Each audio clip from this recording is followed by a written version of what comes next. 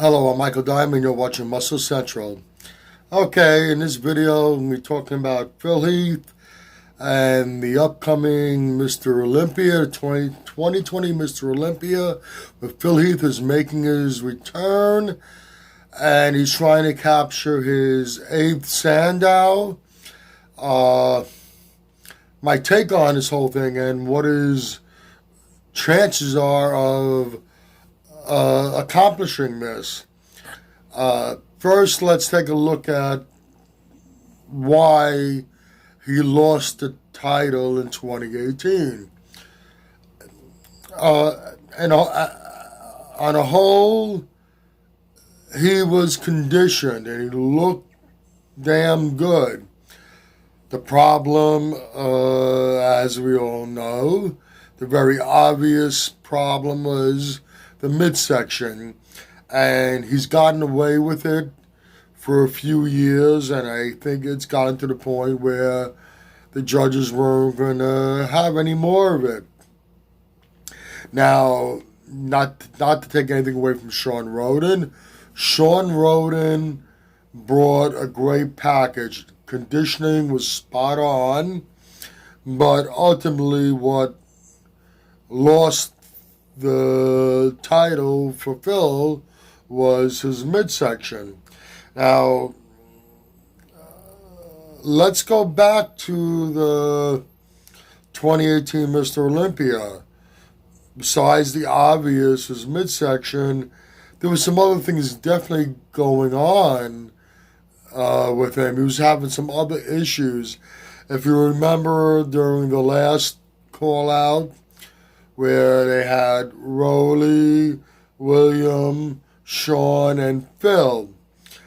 At one point, Sean turned towards Phil, staring right at him with his hands on his hips. Phil was sucking wind big time.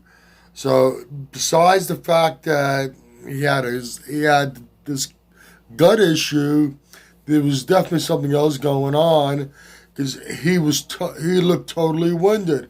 He was really sucking air, and at that point, Rulli realized what was going on, and he turned and was staring at Phil as well as Bonac.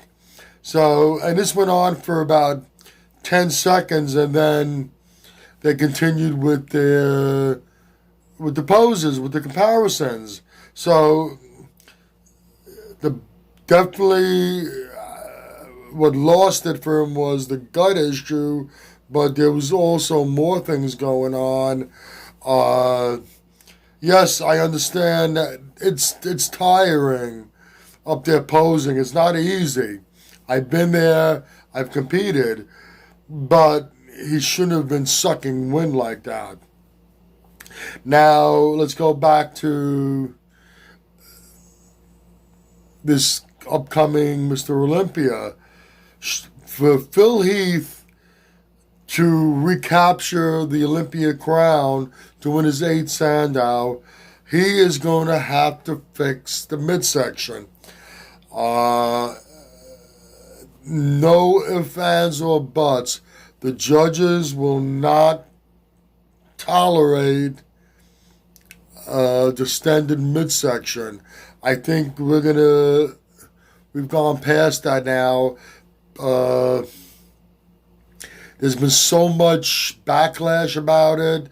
The judges have received backlash in the past for not marking down the athletes that come in with that issue, and you're going to see it. Then they are going to be marking him down. They're not going to let him get away with it. Now, he has to fix that problem. He has to come in, turn back the hands of time, and come back in a 2011, a 2012, or even a 2013 version of Phil Heath in order to win. Can he fix the problem? I'm not convinced that he's going to be able to fix that problem. Now, I'm making this judgment, I'm going by other athletes, other bodybuilders who have had the same issue. Uh, Most notably, Ronnie Coleman, towards the end of his competition career, and Dave Palumbo is another one who had major issues with the gut. Now, if you look at both of them now, there's no sign that they ever had that issue. But how do they alleviate the problem? In both cases, both of them downsized tremendously. Now, what exactly is causing it? Not 100% certain, but my take on it is that unless Phil downsizes, he's not going to be able to alleviate the problem. I don't see him fixing his gut situation. Yes, he's had a couple of years off from competition, but he's also maintained his size throughout the last 2 years. I could be very wrong on this. We won't know until the Mr. Olympia rolls around and Phil steps on stage and we get a look at him. But my take on it, my opinion is that unless he downsized first, I don't see him fixing his abdominal situation. And without fixing it, I do not see him recapturing the Mr. Olympia title. I do not see him winning his 8th Sandown.